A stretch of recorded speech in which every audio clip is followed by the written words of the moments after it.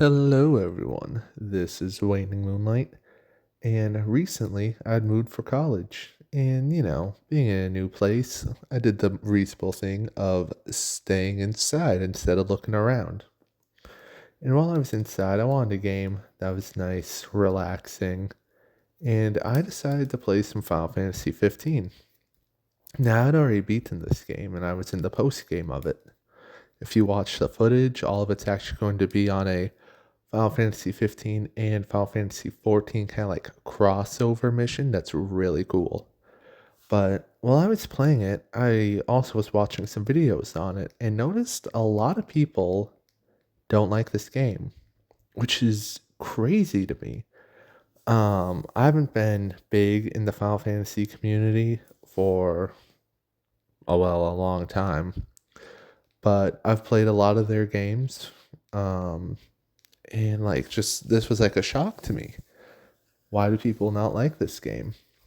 And here in this video today, I'm going to be talking about the game, why I think it's good, why I think it's great, and why I think you, the viewer, should 100% play it because it's that good of a game still 9 years later after its release.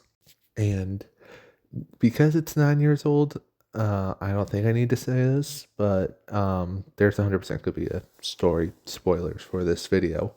But no cutscene spoilers, so you get to still see them fresh for the first time, if that counts for anything. Now, there's a lot to cover in this game. So I'm going to start with gameplay, because that sounds right to me. The gameplay for this game is actually completely different to past Final Fantasy games. I've played Final Fantasy games as far back as Final Fantasy 1. I've done 1, 2, 4, 5, 7, 8, 10, and obviously 15. And when the games first started, they were a turn based team game that was almost kind of like Pokemon, where each character would go on. Your team will go, then the enemy team will go, then your team will go, so on and so forth. And each game would have classes for our characters: warrior, monk, different kinds of mages. The best class, in my opinion, was the red mage because you would have weapons and both schools of magic. It's like the ultimate universal tool. So I thought they were really cool. But either way, the combat in Final Fantasy 15 is very different from then. It's more aligned with the Final Fantasy 7 remake combat system. It's more fluid, open ended. There are no turns, it's just go. Each character, also, though you only play as the main character Noctis, but each of your teammates each plays differently. For example, Noctis, main character, let's start with him. He is a prince, so he gets special moves, obviously, and special powers that no one else can do. He has the ability to like throw his weapons and teleport to them and stuff, do special dodges. I mean, anyone could dodge, but because you're in control, you can like time when you do it. You can do special parries on certain moves to counter hit with even greater damage than a normal swing would do. Then on your team, you have Prompto, Ignis, and Galadios. Ignis is kind of he's the closest you get to a mage. Magic is completely optional in this game, but he has two daggers and each of them are magical. So, you know, elemental magic kind of stuff going on there. Prompto has a gun. Not what you would expect from Final Fantasy, or at least, well, from early Final Fantasy. Nowadays, I mean, they got them guns, swords, and whatever. But point is, he just straight up has a gun. Gladios, kind of like Cloud Strife, is carrying out the big great swords. It's more of like the team's wall because he also carries a shield. And with this diverse team, you are also have these things called teamwork abilities. Basically, um, you'll have this like little bar, and when it fills up, you can be like, hey, let's use this character's plan, which they're really all just the same. Prompto's like, hey, I shoot them and then you teleport to them. Gladios is like, I'll hit them and then you teleport to them.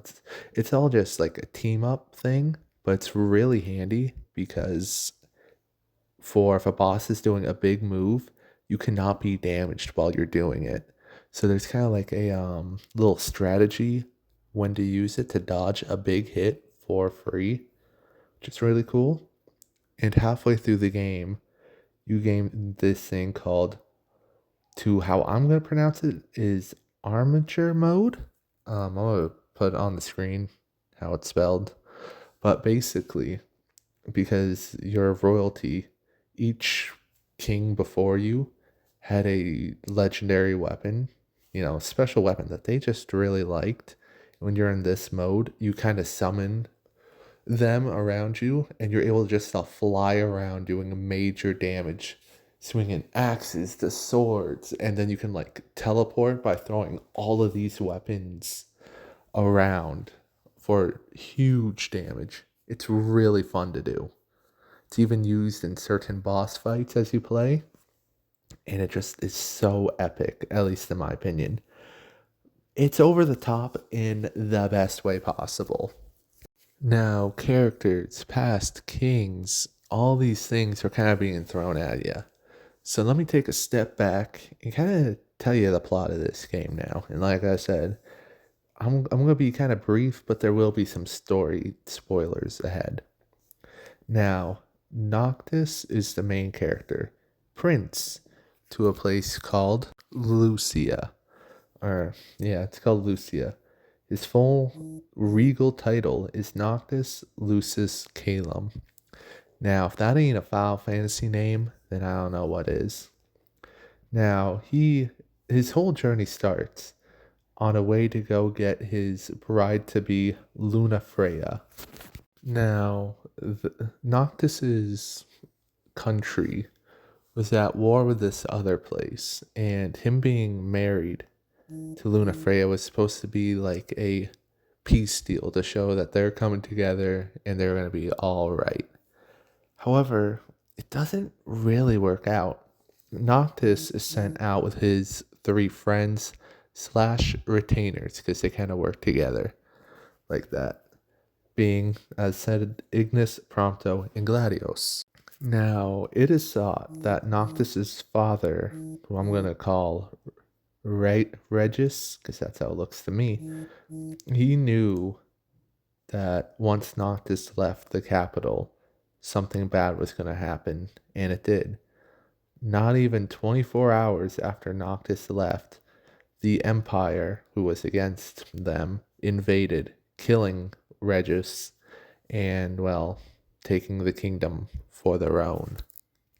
And with the kingdom gone, Noctis's goal is still kind of the same. Still just go get married. Because, I mean, like, what else can he really do? 4 people against the Empire? Against an entire country? No way that would work out, right? Well, anyways, he keeps going. And while he's on his trip, he meets with this guy called Arden. He's really an intriguing character. Looking at him, he is the most like Final Fantasy looking character you would ever see. And he gives off this weird impression, being a strange dude, but he's very helpful. And everyone knows if you're like a menacing and ominous, that means you're like a cool guy as long as you help out, right? And kinda weird because he actually works for the Empire, it later is revealed. But he may be a high up ranking member there, but he still helps us at like every turn. So while I'm playing the game, I'm personally like, okay, this guy's not like a main, he's not going to join our main character list because, we got these 4 guys. We're probably not going to make any room, but I bet that guy's chill. He's going to be like an honorary member. Maybe he sacrifices himself for us. Final Fantasy wouldn't be new to that if you've ever played Final Fantasy 5. or 4 or 2. A lot of the games characters sacrifice themselves for you, but it's later revealed around halfway through the game that he actually is a betrayer, not of his country, but us. See, around in the game, we finally get to meet back up with Luna Freya.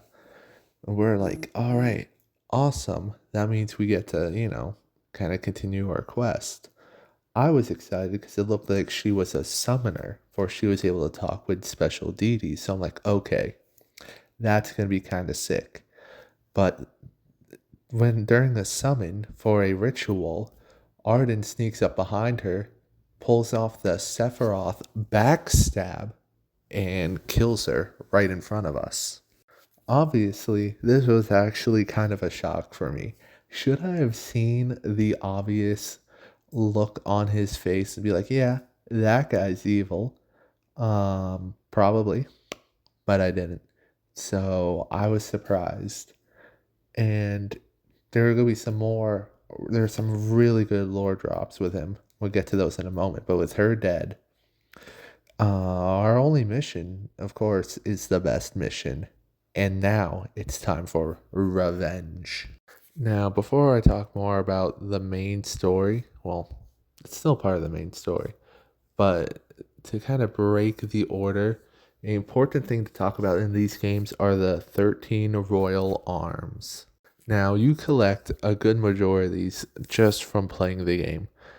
I haven't mentioned them in the story mode just because it would kind of like break, they would break it down weirdly. Like the characters went and grabbed the weapon, moved 20 feet to the next town, talked with people, then went to another one, and then they saw Luna Freya. It'd break up the order.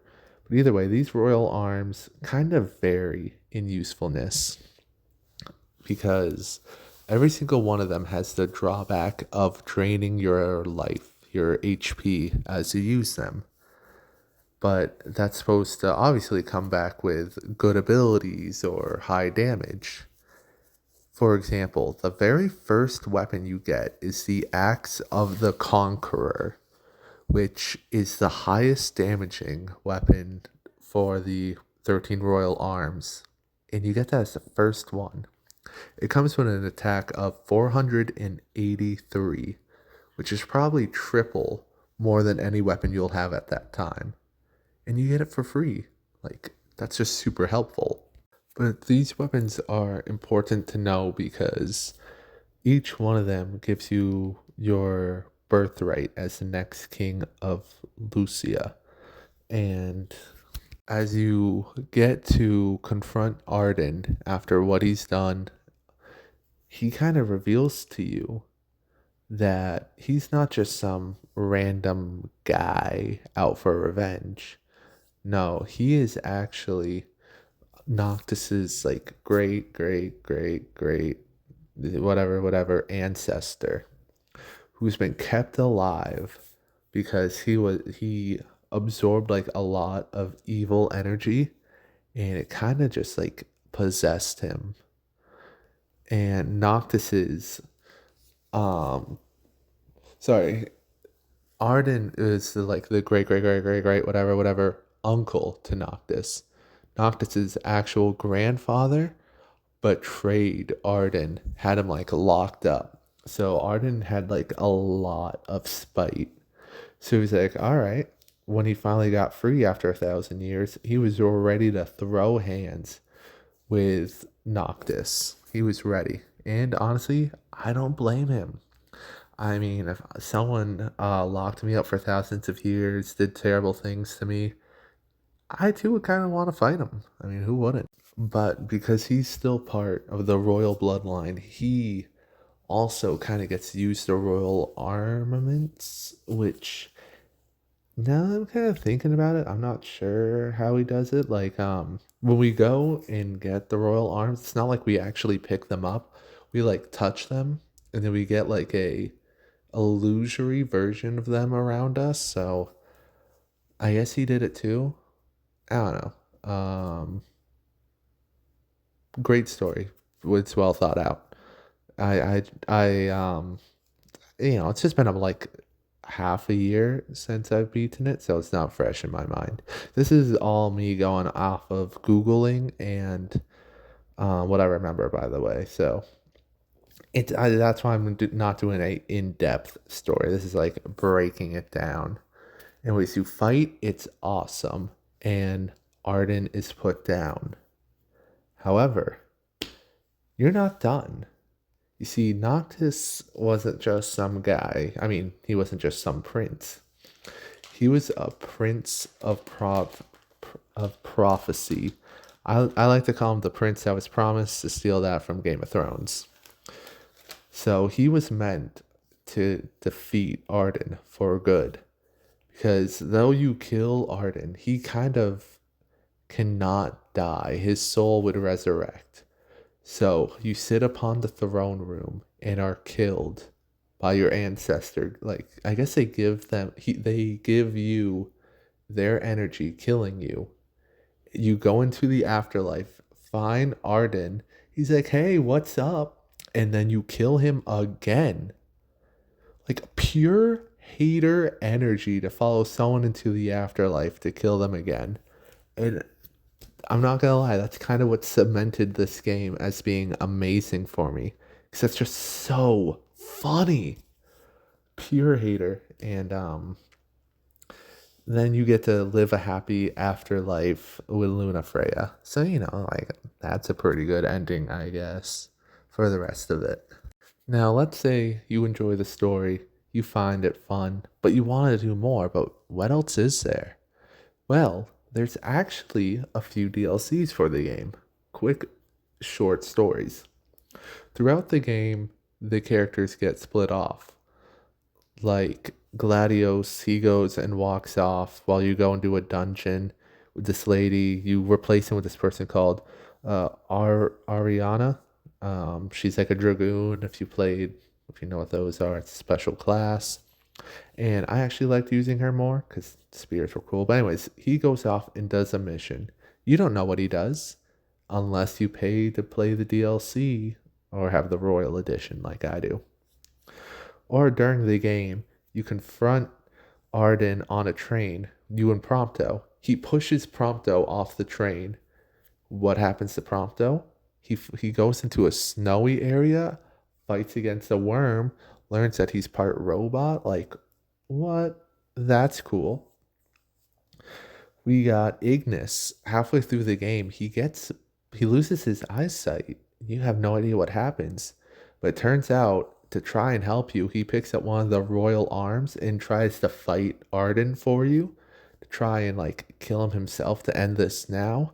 What cool stuff.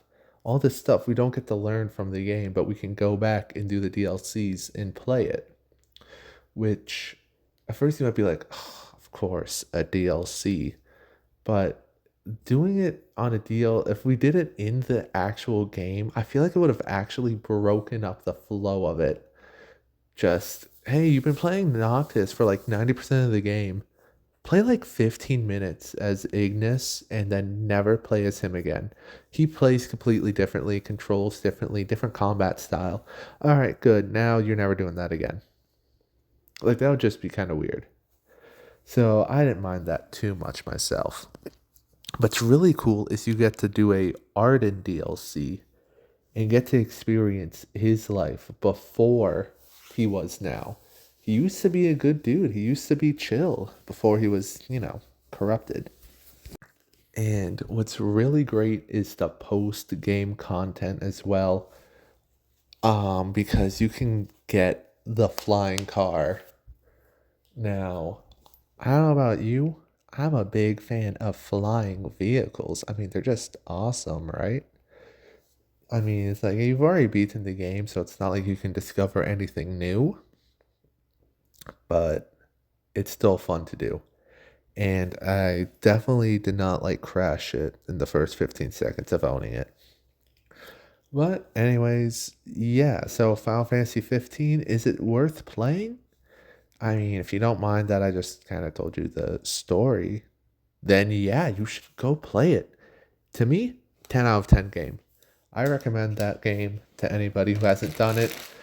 if you're trying to do a game like Final Fantasy, that might be a good starter game if you want to get into that kind of storytelling. But if you want to get into the gameplay, it probably wouldn't be one.